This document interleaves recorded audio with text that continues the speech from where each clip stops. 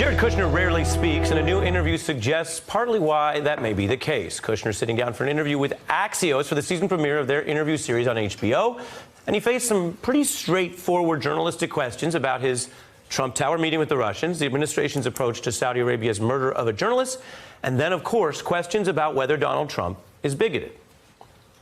Have you ever seen him say or do anything that you would describe as racist or bigoted? So the answer is no, absolutely not. You can't not be a racist for 69 years, then run for president and be a racist. And what I'll say is that when a lot of the Democrats call the president a racist, I think they're doing a disservice to people who suffer because of real racism in this country. Was birtherism racist? Look, I wasn't really involved in that. I know you weren't. Mm-hmm. Was it racist? Like I said, I wasn't involved in that. I know you weren't. Mm-hmm. Was it racist? Look, I know who the president is, and I have not seen anything in him that is racist. So again, I was not involved in that. Did you wish he didn't do that? Like I said, I was not involved in that. That was a long time ago. That was a long time ago. End quote. Slate magazine is already dubbing this interview a, quote, clown show. I want to bring in some guests, and there's a lot more from the interview that's worth seeing. Ricky Ward is the author of Kushner, Inc., Greed, Ambition, Corruption, The Extraordinary Story of Jared Kushner and Ivanka Trump. Christina Greer, political science professor at Fordham and Margay, a member of the New York Times editorial board. First on the elliptical, I'll call it defense, but elliptical defense of birtherism. Well, first of all, the entire interview, there's a saying in journalism, we often will say, show, don't tell. In other words, don't tell me that something is indefensible, show me. And I think this entire interview, from birtherism to Israeli-Palestinian relations and so on, was a vivid example of that. Jared Kushner was unwilling, first of all, to defend birtherism, which I thought was very interesting, trying to do some damage control for himself and his own brand, perhaps, and maybe has some kind of a moral compass that guides him at some point. But also just to have someone like Jared Kushner, whose sole purpose was to defend the president and his father-in-law, and to have him be so unable to do that just tells you if Kushner can't properly defend the president, then he is indefensible. So I have a list. There was the Central Park 5, that $85,000 ad that he took out in the New York Times. There's the birtherism. There's the S-hole countries that were the African nations that he talked about. We had the Muslim ban. Remember he talked about President Obama constantly playing basketball all day and watching television. I mean, we have a list. I wish the interviewer would have gone specifically with Jared Kushner. But we know that Jared Kushner is not qualified for the job that he has, and he's not qualified to defend his father-in-law because the proof is there, just as Mara said. So, I mean, this is what's so frustrating is that we know we have the facts. We know that the president feels a certain way about various groups of people, whether it's transgendered, whether it's LGBTQ community, whether it's African Americans, whether it's Jewish Americans. You can go on and on. And so the problem is, let's talk about the policies that he and his party are implementing to further sort of solidify, I think, his racist leanings and tendencies that he and his own father, Fred Trump, have had in New York City and across the country for many, many years. Even how they have treated people at their various country clubs across the country. Very useful food for thought and receipts. Then you get to a person who's been a biographer and dealt with them and yes. parsing. When he says he was not involved, as a journalist, he was very involved. Jared Kushner, by his own estimation, played a big role in the launching of the Donald Trump presidential campaign, which rose on birtherism and nativism, and then doubled down. And then in the general election, if we want to talk about bigotry, had an explicit policy advocating the banning of individuals from entering this country based on their religion. He was, I would say, very involved. He was. One of the central themes of Kushner, Inc., my book, is about, you know, how focused Jared and Ivanka Trump, his wife, are on messaging.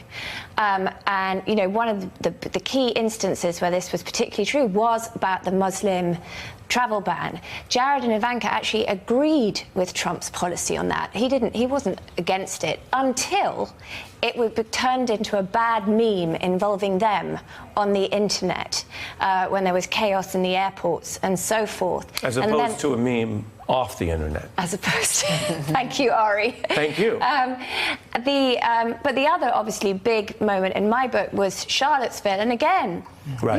you saw Jared and Ivanka being completely complicit with what Donald Trump said about there being very fine people on both sides. Well, while they, Jared and I wasn't want to say this, disagreeing with Donald Trump. I want to say this carefully because the whole point of dealing with civil rights and equality is not only caring about it if it comes home to your door.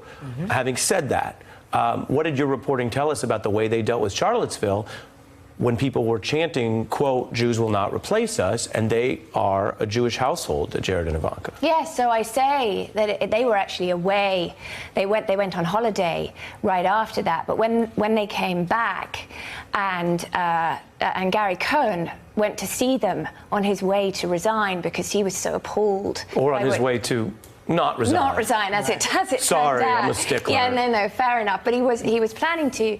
You know, Jared rather typically said nothing, and Ivanka said, no, my father never said that. You're mistaken, Gary Cohn. Never said what? Never said there were very fine people on both sides. Well, as we say in the newsroom, okay. There's much more in the interview I want to get to. Thank you for that reporting. Take a listen to having it all been said and done. And I have reported in fairness on this broadcast repeatedly that the Mueller investigation did not find the Trump Tower meeting to be a criminal act. So there are many ways that you could talk about that, invoking that while also acknowledging that it was a terrible idea and how many Republicans and other experts said it was a bad idea. You know, there's a way to do that. That's not the road he took. Take a listen. My question to you is, why didn't you pick up the phone and call the FBI? It was an email that said Russia, that said the Russian government was trying to help. Like, why didn't you do that? Jonathan, we're in a place now where people are playing Monday morning quarterback and they're being so self-righteous. Had there been something that actually was nefarious at that meeting that came up, maybe we would have done something different. But the reality is that the meeting was a total waste of time. Would you call the FBI if it happened again? I don't know. It's hard to do hypotheticals, but the reality is that we were not given anything that was salacious. In some quarters, people would call someone who behaves like that a traitor, but I guess, you know, that's not, they get away, this family gets away with everything. The president, his family, they get away with everything. And I find it so abhorrent that their self-interest would extend so far that this family and this White House is more interested in just holding on to power than in looking out for the interests of the United States. It's not America first, right? It's Trump first. Well, and you talk about the interest of the United States, and this goes to another important passage here, which is the security clearances. There are cynics who say, we don't need to hear from anyone, you know, just come up with all your opinions. In fact, it's very valuable to hear from the principals, to hear them press. This is an individual whose strategy has been to avoid ever answering any questions. And so that really comes through here when he does sit down with a reporter and is pressed on security clearances, where the Congress and other investigations suggest the kind of abuse that might actually endanger people in the field. This is real stuff. And here's his answer, which is, I'm not talking about that. Take a look.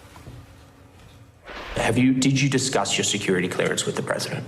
I'm not going to go into security clearance related issues. What I do know, again, is that at this point, after 2 years, I've probably been more vetted than anybody. I understand, but your wife Ivanka said no. Can you say no? Yeah, I have not discussed it with him. You haven't? No. Categorically? Yes. You never discussed it? I have not discussed it. Okay, so what we have here is someone who is fundamentally unqualified to be in the position that he's in. He's only there because he is the president's son-in-law. And I put this solely at the feet of the members of Congress. They need to start subpoenaing people and really punishing people for not upholding the U.S. Constitution. This is a family where they are out for themselves and to make money. We saw this today with the great reporting about Chow and Mitch McConnell. So we know that so many people are using this opportunity to enrich themselves.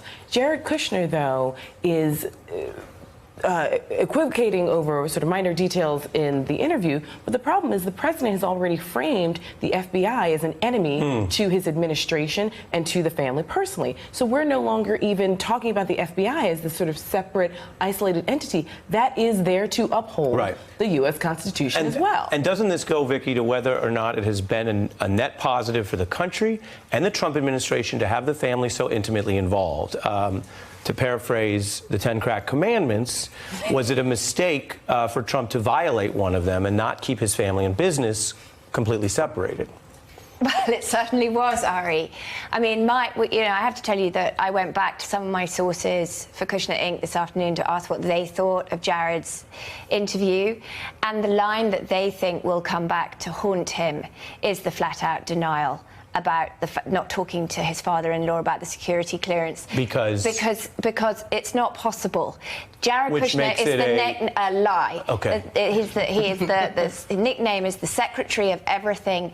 The story about him not having a security clearance was front page news for weeks and weeks and weeks in 2018.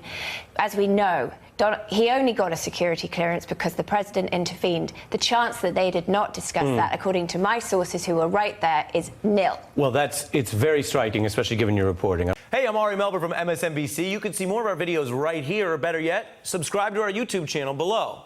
You could have been anywhere in the world, but you're here with us, and we appreciate that.